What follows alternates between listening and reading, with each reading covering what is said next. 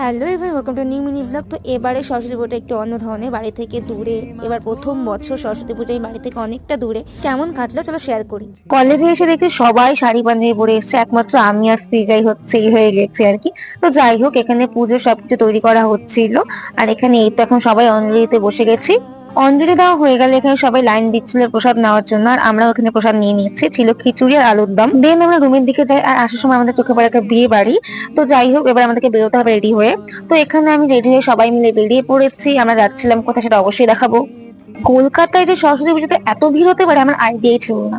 তো এই তো চলে এসেছি প্রিন্সেপ ঘাট, আর দেখো কত ভিড়, আর সবাই জোড়া জোড়া। কি আর করবো, যাই হোক।